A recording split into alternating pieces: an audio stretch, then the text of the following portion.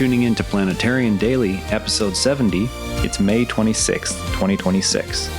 Here's your science and health briefing. Satellites have measured sulfur dioxide released by refinery fires in Tehran.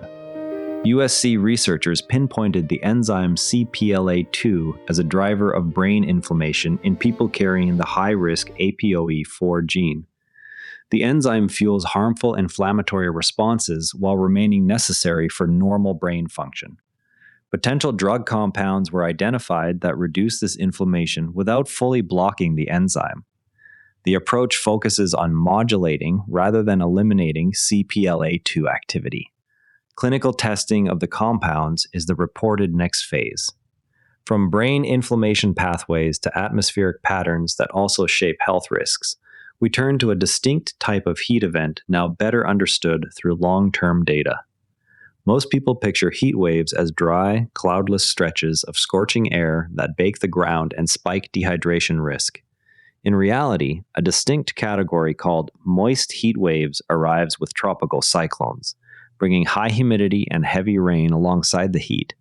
Right now, atmospheric patterns over the western Pacific are already capable of steering these systems toward land, where the combination of heat and moisture stresses both the body's cooling mechanisms and infrastructure. These events have risen to roughly 1/4 of all heat wave days in Japan over the past 3 decades. The added humidity prevents sweat from evaporating efficiently, raising heat stress risk even when air temperatures are not at record highs. One practical step is to watch local forecasts for cyclone-linked humidity spikes and prepare cooling and hydration plans earlier than for classic dry heat waves.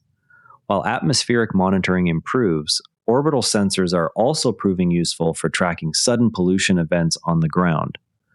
A research team used a constellation of satellites to investigate and quantify sulfur dioxide pollution after explosions and fires at oil storage and refining facilities in Tehran on March 7, 2026. The analysis focused on emissions from multiple sites damaged in the incident. Satellite observations allowed direct measurement of the atmospheric release without relying on ground reports. The work demonstrates how orbital sensors can document pollution events in regions with limited on-site access. Follow-up studies will likely compare these readings against models of dispersion and health impacts. From large-scale environmental sensing, we shift to the opposite extreme, a chip-scale device that handles light for next-generation computing. Researchers at Monash University created a nanoscale circuit that generates, directs, and reads light-based information on a single chip. The device integrates photon handling functions that previously required separate components. This integration reduces size and complexity for systems that rely on light for data processing.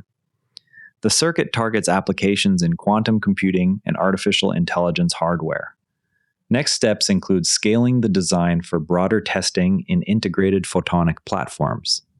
Miniaturized light control on Earth has a distant counterpart in the early solar system's planetesimal factories.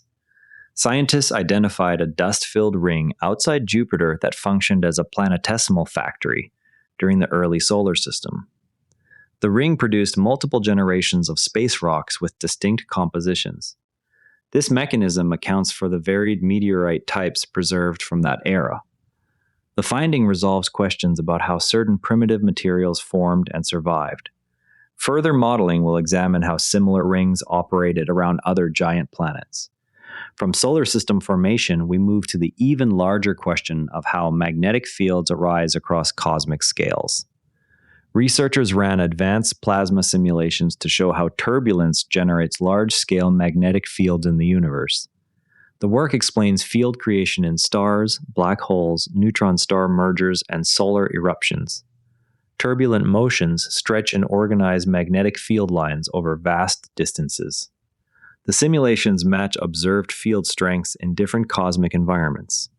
Future runs will test predictions against new telescope data on solar activity.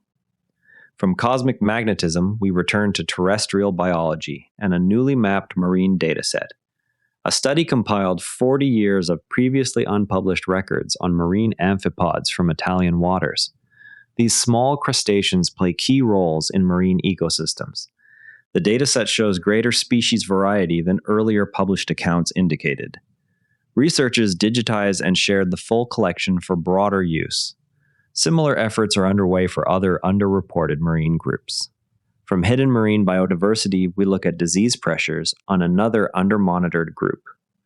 A study examined disease susceptibility across snake species and found rattlesnakes particularly affected by ophidiomycosis and parasitic lung infections. These conditions contribute to population declines alongside habitat loss. The fungus, Ophidiomyces ophidiaicola, has spread to many species since its discovery 2 decades ago. Data highlight the need for targeted monitoring in rattlesnake habitats. Conservation plans will incorporate disease screening protocols. From wildlife health monitoring, we turn to an unexpected archaeological clue about early pharmacology. Microscopic residues on scissors and tweezers from a 1348 to 1411 CE tomb in Jiangyin, China, show controlled use of a toxic chemical as an anesthetic. The evidence points to sophisticated pharmacological knowledge during the Ming period. The substance was applied in measured amounts during procedures. This marks the earliest documented instance of such targeted anesthetic use in the region. Further chemical analysis will identify the exact compound. From historical pharmacology, we close with an observational longevity signal that warrants further metabolic study. Observational data connect a common diabetes medication to longer lifespans among women who took it. The association appears in records tracking health outcomes over time. Researchers note the finding adds to evidence on metabolic pathways that influence aging. The study does not establish causation, but identifies a signal for further investigation. Additional analyses will examine dose and duration effects. Next time, keep an eye on follow-up work comparing satellite sulfur dioxide readings to dispersion models. That covers today's science and health news. Share this with someone who's curious about the latest research. I'm Patrick in Vancouver. See you next time. This episode used AI voice synthesis of my voice. Editorial selection and analysis are my own.